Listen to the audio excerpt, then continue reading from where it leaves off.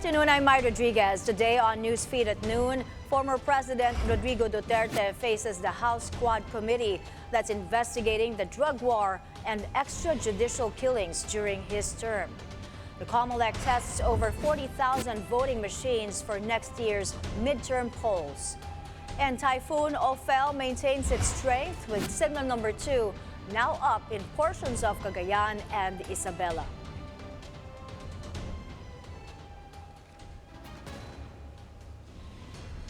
Thanks for joining us. Former President Rodrigo Duterte attends the House Quad Committee hearing looking into his bloody war on drugs. This is Duterte's first appearance in the probe, and it comes about 2 weeks after appearing in the Senate Blue Ribbon Committee hearing. Scores of Duterte supporters have also gathered today outside the Batasang Pambansa. Our reporter Zandro Ochona is on the scene. He joins us for an update. Zandro, so the former president finally making his presence felt. This is the 11th hearing of the Quad Comm. What can you tell us? What's the latest? My former Senator Laila de Lima is also here and is seated right next to former President Rodrigo Duterte. Also in attendance are families of extrajudicial killing victims. A mass was held before today's hearing. At the South Gate, Duterte supporters led by the group Truth Stream have gathered to show their support for the former president's attendance. The hearing started a little over 11 a.m. with Quad Comm overall chairman Representative Rob Ace Barbers explaining why they still continued the hearing today despite the cancellation yesterday. He maintains they have not received any confirmation from the former president's attendance and that they only heard about it online.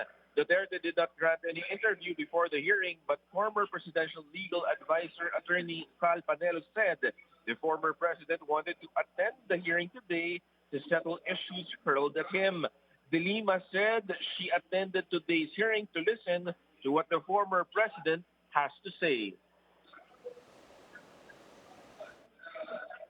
Alam mo, yung sinasabing naduduwag, hindi ko alam kung kanino galing yun no? Pero ganun pa man, wala hong naduduwag dito. Hindi ho namin at ito ay tayo po ay mga civil na mga tao, meron po tayong mga pinag-aralan, hindi po dapat humantong sa bastusan, no? Doon po sa nagsasabing naduduwag, palagay ko wala hong pinag-aralan yung mga nagsasabi noon.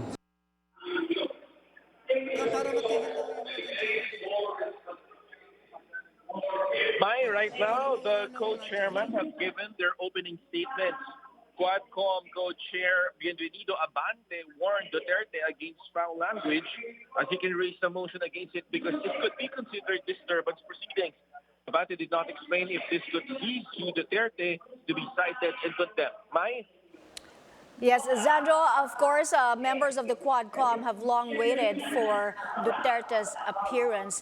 But with the former president there and families of the victims and critics of the drug war, what is the atmosphere like? Well, Mai, it appears to be a very sad day for families of EJK victims. However, they were given an opportunity to speak before the Quad Comm ahead of the questions by the members for the former president. And currently right now, Mai, the former president is being asked by Gabriela Parte's representative, Arlene Brosas. And again, the former president says that he could be... the hearing was suspended.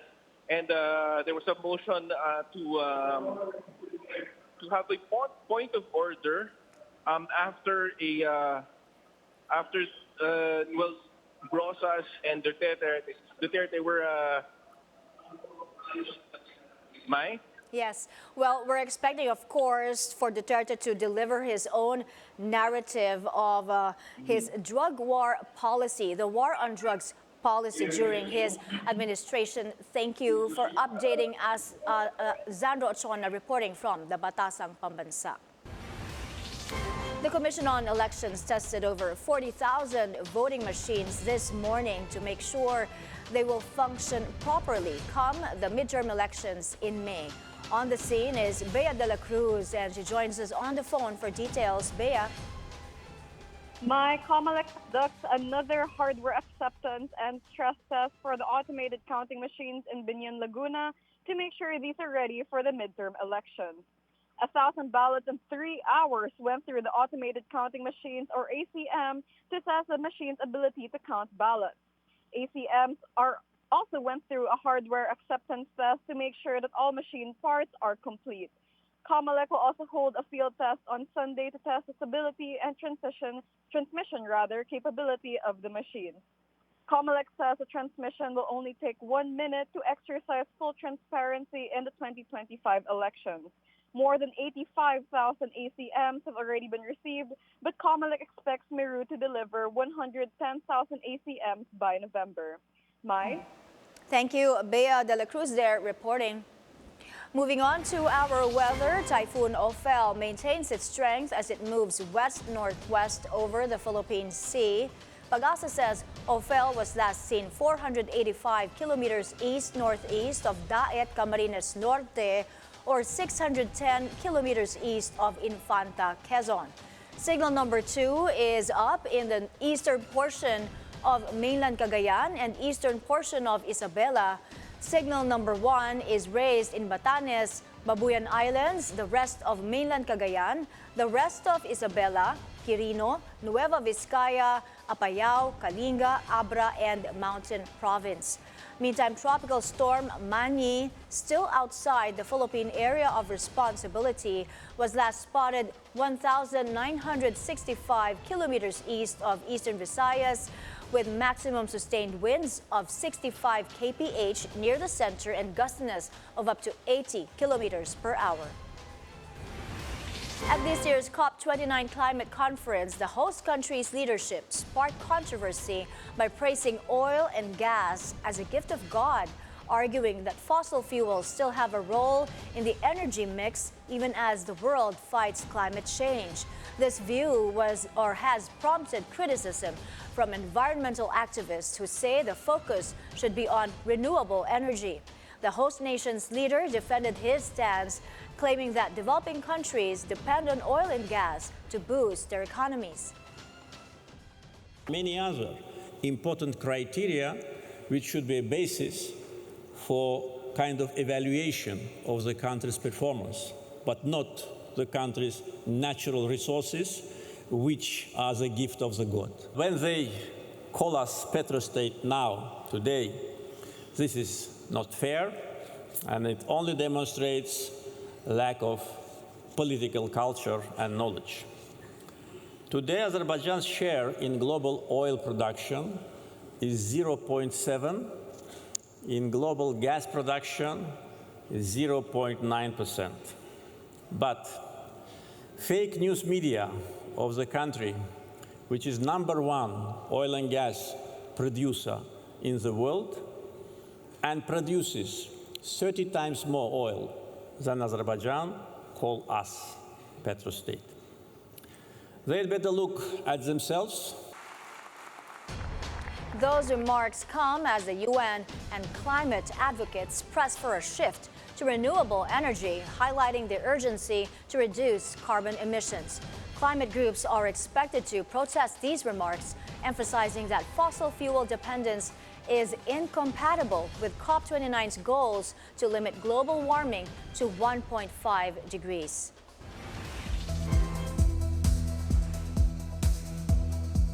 At least 20 people were killed and 13 injured in Israeli airstrikes in the Mount Lebanon area. This marks one of the most aggressive daytime assaults to date, with blasts echoing throughout the city and heavy smoke filling the sky. The Lebanese Health Ministry says one strike in a district of Mount Lebanon killed 12 people and injured 8. Another in the town of Bachmei killed 8 and injured 5.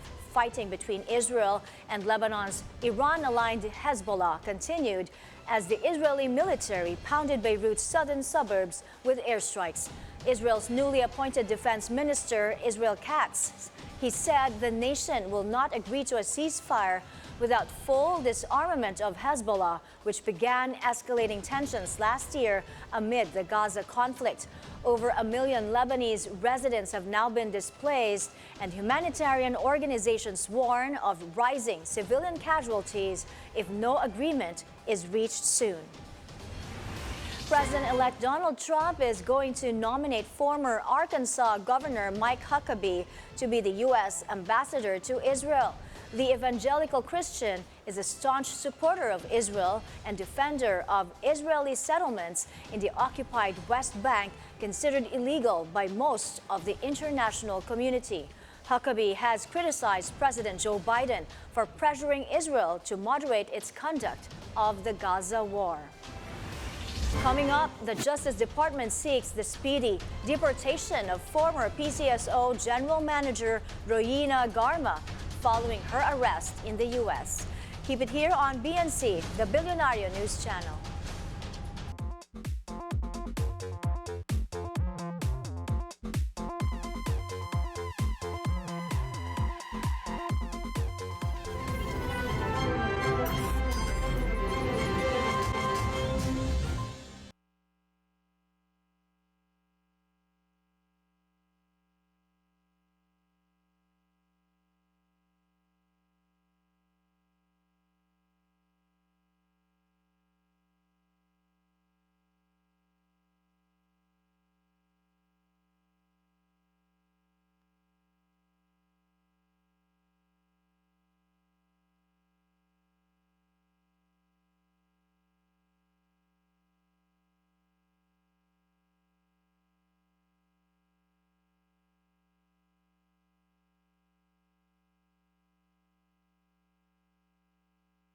About what's happening in the world of sports.